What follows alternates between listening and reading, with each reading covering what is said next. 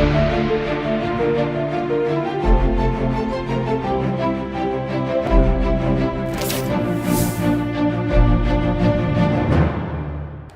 स्वागत है आपका। आप देख रहे हैं सी न्यूज भारत। मैं हूं आपके साथ इशिता। वक्त हो गया उत्तर प्रदेश बुलेटिन का। इस बुलेटिन में बात होगी बहराइच की, जहां जंगली जानवर के हमले से 4 लोग घायल हो गए। साथ ही बात होगी बलिया की, जहां गंगा नदी के बढ़ते जलस्तर ने फिर एक बार अपना तांडव मचाना शुरू कर दिया। ऐसी तमाम खबरों पर विस्तार से बात करेंगे।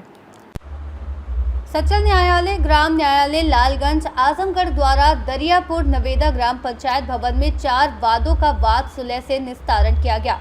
इनमें सिविल केस तेजू बनाम शिव बदन तथा क्रिमिनल केस पहाड़ी बनाम भोजू, सरकार बनाम मूसे चौहान और सरकार बनाम शिव बदन शामिल थे, जिनका न्यायाधीश पुनीत मोहन दास ने मौके पर समाधान किया। इस दौरान सीओ लालगंज भूपेश पांडे, एसओ महनाजपुर मनीष पाल, एडवोकेट प्रदीप कुमार श्रीवास्तव सहित कई अधिकारी और ग्रामवासी उपस्थित थे। कार्यक्रम का आयोजन राहुल सिंह प्रधान प्रतिनिधि के नेतृत्व में हुआ, जिसमें प्रधान प्यारेलाल उर्फ मटरू सिंह, दिनेश मदेशिया, अजय कुमार सिंह, हरिवंश सिंह, धनंजय तिवारी समेत सभी ग्रामवासी मौजूद रहे। आजमगढ़ से सी न्यूज संवाददाता सतीश की रिपोर्ट। बहराइच के मैसी तहसील में हरदी थाना क्षेत्र के बदनपुरवा, मोतीपुरवा और सिसैया गांव में एक जंगली जानवर के अचानक हमला करने से लोगों में भय का माहौल बन गया है, जिसमें राजकुमार सिंह, त्रिलोकी, खैरुनिशा और रंजना गंभीर रूप से घायल हो गए। घायलों का इलाज स्थानीय अस्पताल में चल रहा है। घटना के बाद क्षेत्रीय विधायक सुरेश्वर सिंह आधी रात को गाँव पहुँचकर पीड़ितों से मिले और मदद का आश्वासन दिया। वन विभाग और पुलिस की टीमें भी जानवर की तलाश में लगी हैं। पिछले वर्ष भी इसी इलाके में खूंखार भेड़िए के आतंक के कारण इस बार फिर ग्रामीणों में दहशत व्याप्त है। 4 लोगों पर हमला हुआ है, जिसमें 2 पुरुष 2 महिलाओं पर वन्यजीव के द्वारा हमला किया गया है और उनका प्राथमिक उपचार कराया गया है और उनको टेटनेस और रेबीज से संबंधित इंजेक्शन लगाने की व्यवस्था की जा रही है। पुलिस, वन विभाग और प्रशासन की टीमें भी यहाँ पर मौजूद हैं और गश्त लगातार कर रही हैं और माननीय विधायक जी और अन्य जनप्रतिनिधियों के लगातार दिशा निर्देश और पूर्व में जो टीमें लगाई गई थी उनके हिसाब से हम लोग पुनः जो है उसी को फॉलो कर रहे हैं, जो नियम लगाए गए थे और जो बंदोबस्त किया गया था, और लगातार निगरानी करेंगे और दिन में उसको संभवतः जो है पहचान हो जाएगी उनके पगमार्ग मिलने के उपरांत।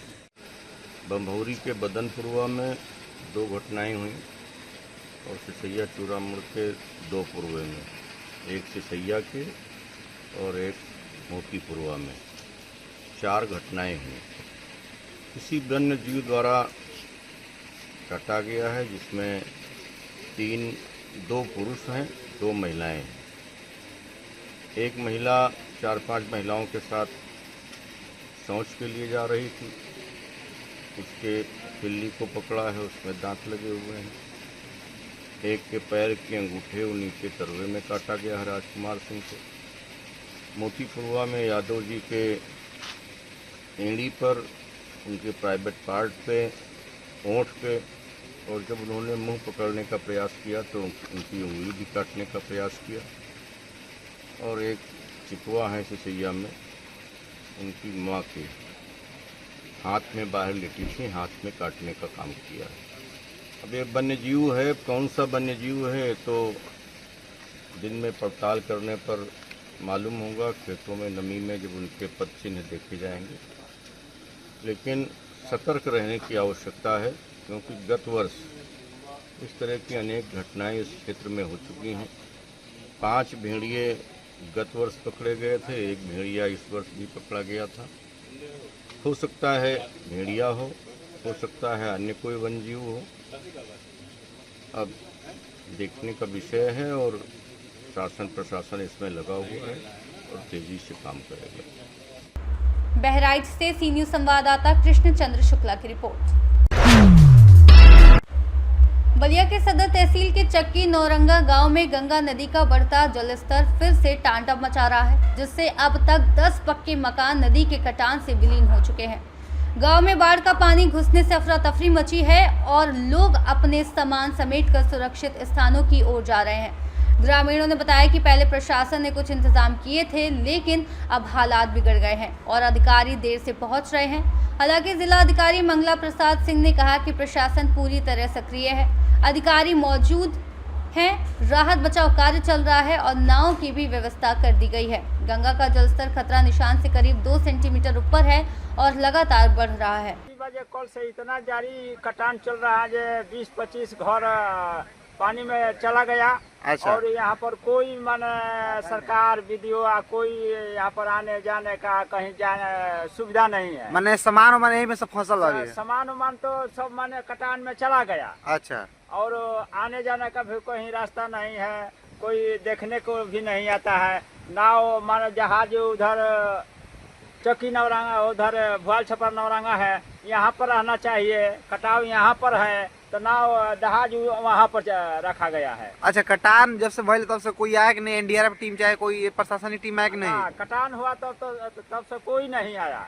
अच्छा। हम लोग तो इतना हालत में है जो साला हम लोग को जान बच जाता है वही ज्यादा है। अच्छा अच्छा। किसी तरह से जान बचाकर हम लोग भागते हैं। अच्छा, तो यहाँ पे अभी सबसे जरूरी क्या चीज है यहाँ पे चाहिए? अभी सबसे जरूरी है जो जहाज यहाँ पर रखना चाहिए, खाना पीना। अच्छा। नाव से चाहे जैसे हो जनता को सुविधा देना चाहिए, कहीं राशन पता भेजना चाहिए, यही आवश्यकता है।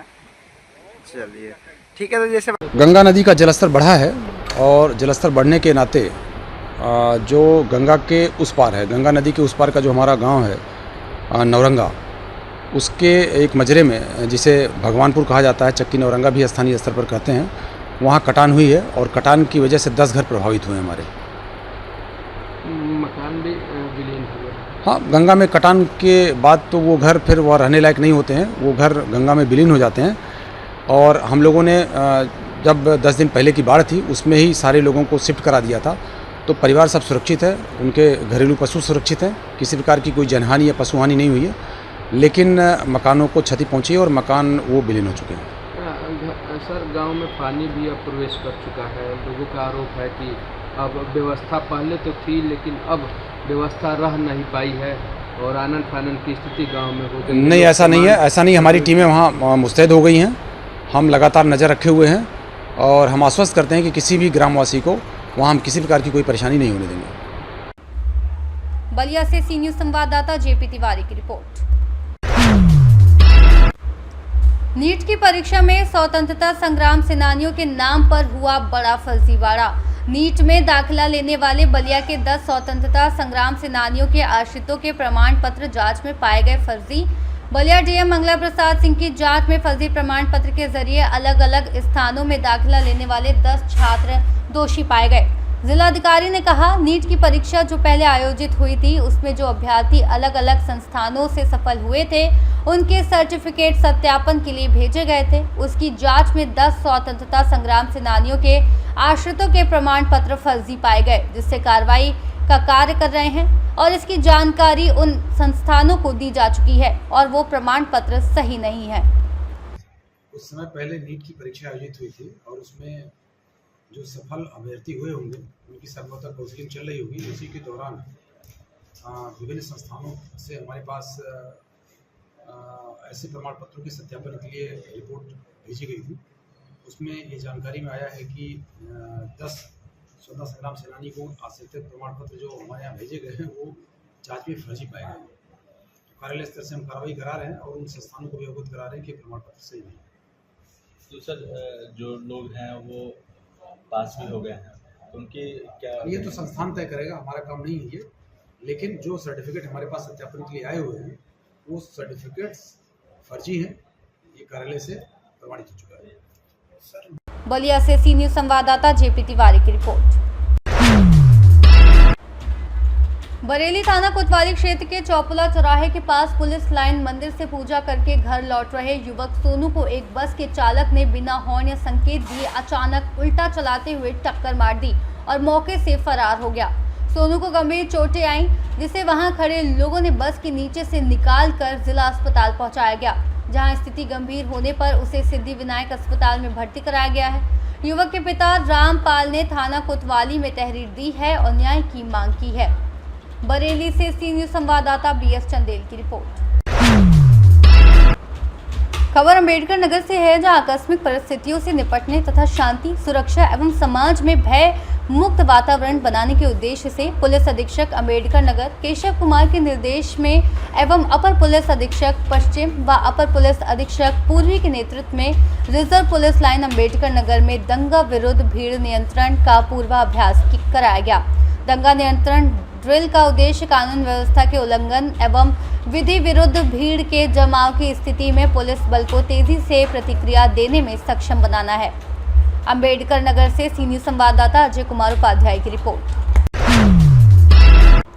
खबर अंबेडकर नगर से है, जहां जिलाधिकारी अनुपम शुक्ला ने मुख्य विकास अधिकारी आनंद कुमार शुक्ला के साथ विकास खंड अकबरपुर के ग्राम पंचायत अलावलपुर में जल निगम मिशन के कार्यों का भौतिक निरीक्षण किया। जिला अधिकारी ने सर्वप्रथम जल जीवन मिशन के अंतर्गत हर घर जल योजना के तहत संचालित वाटर पंप हाउस का निरीक्षण किया। इस दौरान जल वितरण, रोस्टर रजिस्टर, कर्मचारी रजिस्टर एवं शिकायत रजिस्टर का अवलोकन किया गया। शिकायत रजिस्टर में दर्ज शिकायतकर्ताओं से जिला अधिकारी ने फोन पर वार्ता कर फीडबैक प्राप्त किया, जो संतोषजनक रहा। निरीक्षण के दौरान उपस्थित पंप ऑपरेटर से जलापूर्ति की जानकारी ली गई। जिला अधिकारी ने पंप ऑपरेटर की शैक्षिक योग्यता जानने पर उन्हें मुख्यमंत्री युवा उद्यमी विकास अभियान योजना का लाभ लेकर इसके साथ साथ स्वरोजगार करते हेतु प्रेरित किया तथा ग्राम पंचायत सचिव को आवश्यक दिशा निर्देश दिए गए। अंबेडकर नगर से सीनियर संवाददाता अजय कुमार उपाध्याय की रिपोर्ट। वरिष्ठ पुलिस अधीक्षक मिर्जापुर के निर्देशन में माल निस्तारण हेतु चलाए जा रहे अभियान के क्रम में थाना चील पुलिस द्वारा कुल 68 आबकारी अधिनियम के मुकदमों से संबंधित 2000 लीटर अवैध कच्ची देशी व विदेशी शराब बियर का नियमानुसार कार्रवाई करते हुए विनिष्टीकरण किया गया। अवैध कच्ची देसी व अंग्रेजी शराब बियर की अनुमानित कीमत करीब 3.5 लाख रुपए बताई गई है। बता दें कि न्यायालय द्वारा विनिष्टीकरण का आदेश दिए जाने के बाद अतिरिक्त एसडीएम सदर मिर्जापुर, क्षेत्राधिकारी सदर, आबकारी निरीक्षक व प्रभारी निरीक्षक थाना चील सहित अन्य पुलिस अधिकारी कर्मचारीगण द्वारा गठित टीम की उपस्थिति में अवैध कच्ची देशी व विदेशी शराब बियर का विनिष्टीकरण कराया गया।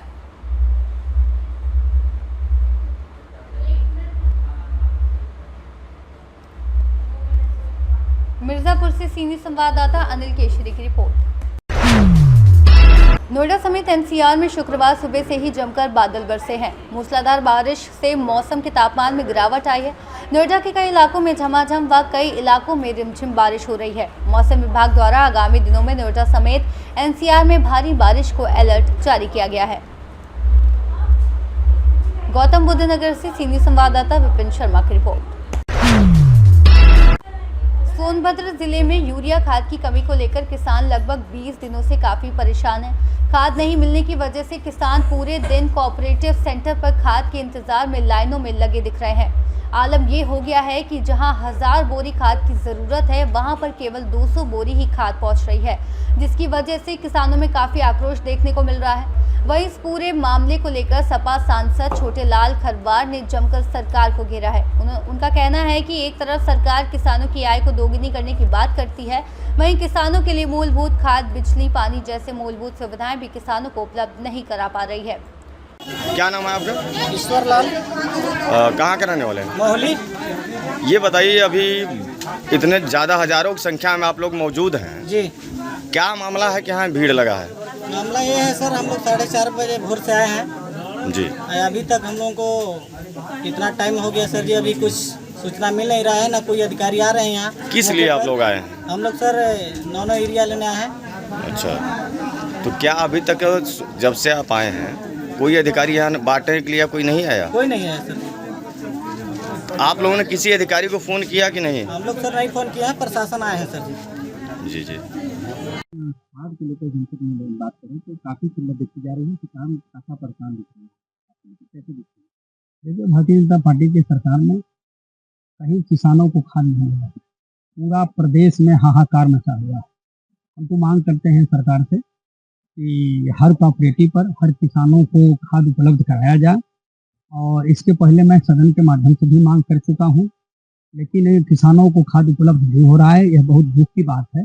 मैं एक सदन के माध्यम से भी मैंने एक शेर बोला था, जो मुक्त शिक्षा दवा मुक्त देगा, किसानों को हरदम सुरक्षा करेगा और देगा समय से बिजली, खाद, पानी, वही तो किसानों का नेता रहेगा, वही तो किसानों का नेता रहेगा।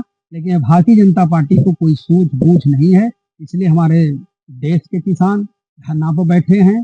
प्रदेश के किसान को खाद नहीं मिल रहा है, न समय से पानी मिल रहा है, न बिजली मिल रहा है, सब तबाही मचा हुआ है। इसलिए किसे जिम्मेदार आप मानते हैं? ये राज्य सरकार की जिम्मेदारी है कि हम अपने किसानों को खाद उपलब्ध करावें, लेकिन यह खाद कहाँ जा रहा है, किस बाजार में जा रहा है और किसानों को नहीं मिल रहा है, ये दुख है। बतौर सांसद आप इससे क्या पहल कर रहे हैं? अभी तक क्या किया? हम लिखा पढ़ी में भी लिख कर दिए हैं और सदन के माध्यम से भी बोले हैं, आगे और लिखेंगे, आगे और कार्रवाई करेंगे। धन्यवाद। सोनभद्र से सी न्यूज संवाददाता कुमदत चौधरी की रिपोर्ट। बुलेटिन में फिलहाल इतना ही। देश और दुनिया की तमाम बड़ी जानकारियों के लिए देखते रहिए सी न्यूज भारत।